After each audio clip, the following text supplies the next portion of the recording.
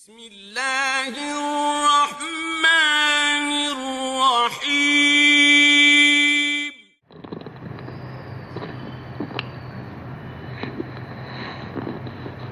السلام علیکم ورحمۃ اللہ وبرکاتہ۔ عن انس رضی اللہ تعالی عنہ قال قال رسول اللہ صلی اللہ علیہ وسلم لما عرج بی مررت بقوم لهم اصفار من نحاس يخمشون بها وجوههم وصدورهم فقلت من هؤلاء يا جبريل؟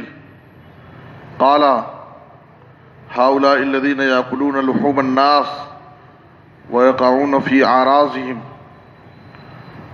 رواہ ابو داؤد۔ محترم حضرات، کل کے درس میں آپ کے سامنے بتایا گیا کسی مومن پر، کسی مسلمان بھائی پر بہتان باندھنا، جھوٹا الزام لگانا، اس کی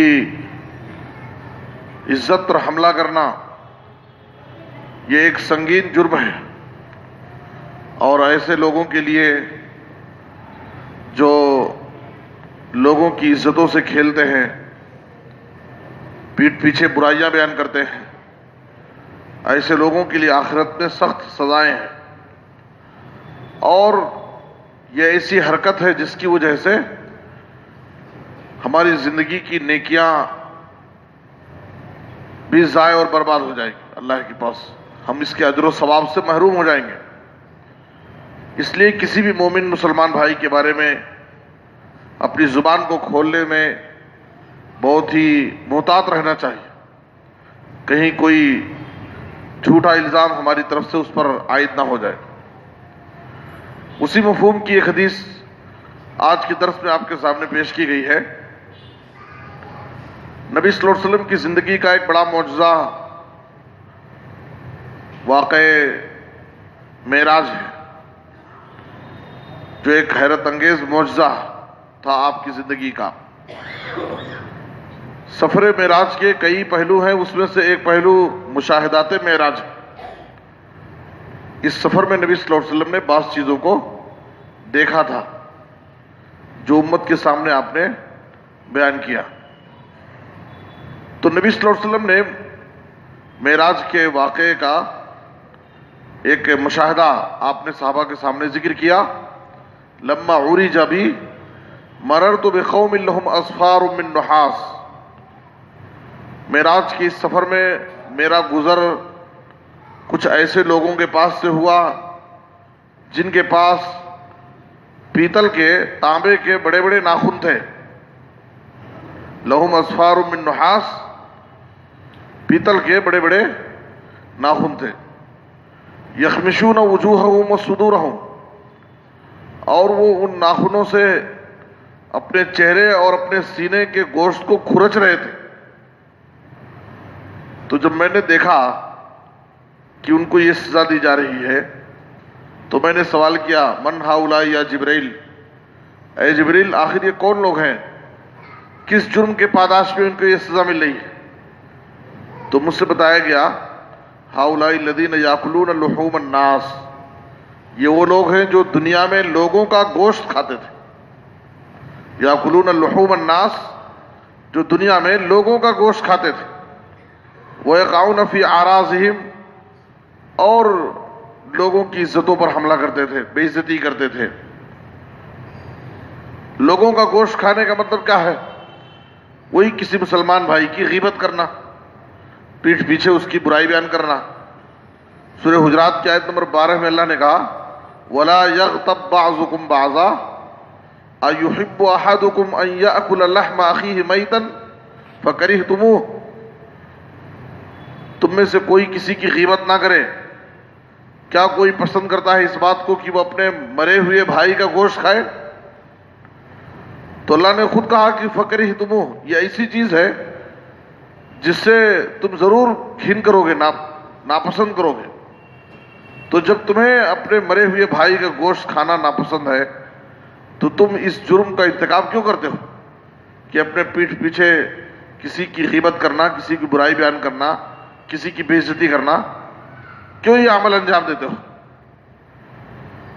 دیکھیے، غیبت پیٹھ پیچھے کسی کی برائی بیان کرنا، اور وہ برائی اس شخص کے اندر موجود ہو تو غیبت ہے۔ آج لوگ غیبت کو اپنے لیے کئی بہانوں سے حلال کر لیتے ہیں،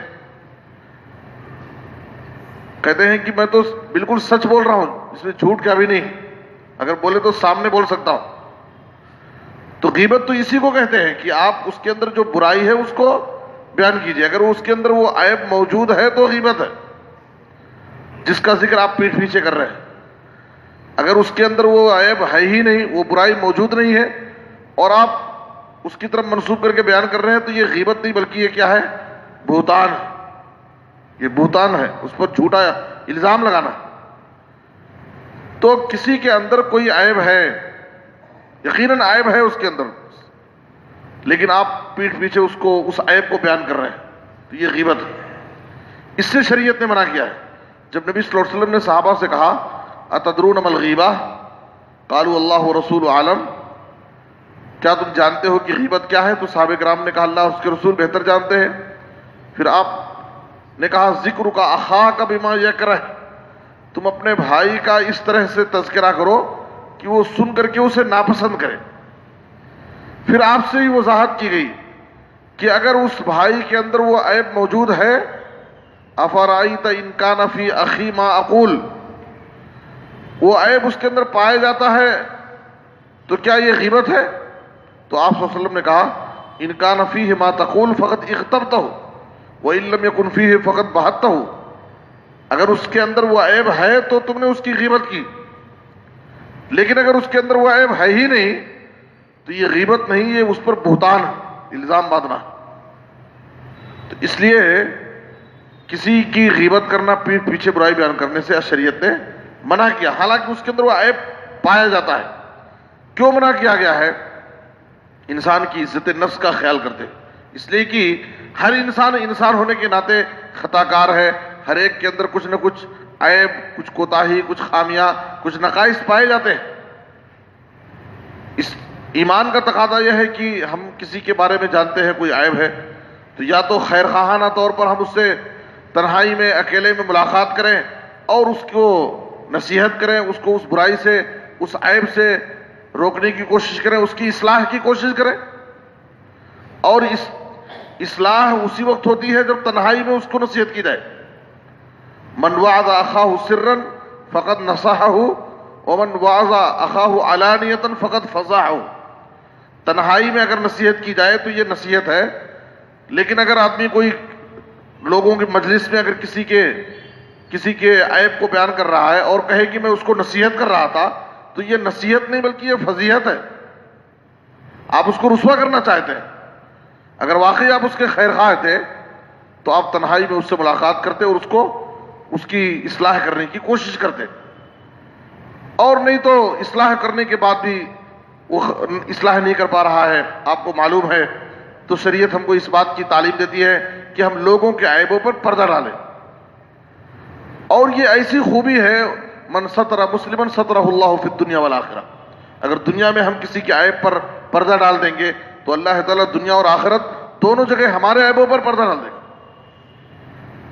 لیکن اگر ہم لوگوں کے عیبوں کے پیچھے پڑیں گے تو یاد رکھیے کہ اللہ تعالیٰ ہمارے عیبوں کے پیچھے پڑ جائے گا، اور اللہ تعالیٰ جس کے عیب کے پیچھے پڑ گیا اس کو اس کے گھر ہی میں رسوا کر دے گا، ذلیل کر دے گا، کسی فتنے میں ڈال دے گا اللہ تعالیٰ۔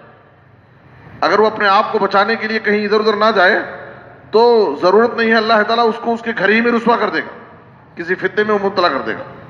تو اس لیے کبھی بھی ہمیں کسی کی بے عزتی نہیں کرنا چاہیے، ہر ایک کی عزت نفس کا خیال کرنا چاہیے، جیسے ہم یہ چاہتے ہیں اپنی عزت نفس کا ہمیشہ خیال رکھتے ہیں تو ہمیں دوسروں کی عزت نفس کا بھی ہمیشہ خیال رکھنا چاہیے۔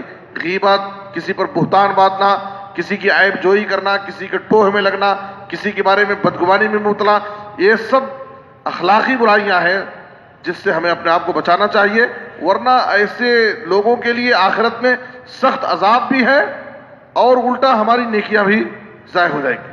جو ہم اپنی زندگی میں کچھ نیکیاں کر رہے ہیں یہ نیکیاں بھی برباد ہو جائیں گی اور آخرت میں ہم اللہ کے پاس اجر و ثواب سے بھی محروم ہو جائیں گے. اس لیے سراپا ہم گنہگار ہو جائیں گے, گناہوں کا بوجھ ہمارے اوپر لاد دیا جائے گا. اس لیے ہمیں اس سے بچنا چاہیے, اس قسم کی برائیوں سے. اللہ سے دعا ہے کہ اللہ تعالیٰ ہمیں چھوٹے بڑے ہر قسم کے گناہوں سے بچنے کی توفیق عطا فرمائے اور اللہ سے ڈر کر زندگی گزارنے کی توفیق دے. آمین. صلی اللہ علیہ نبینا محمد و آلہ وصحبہ اجمعین.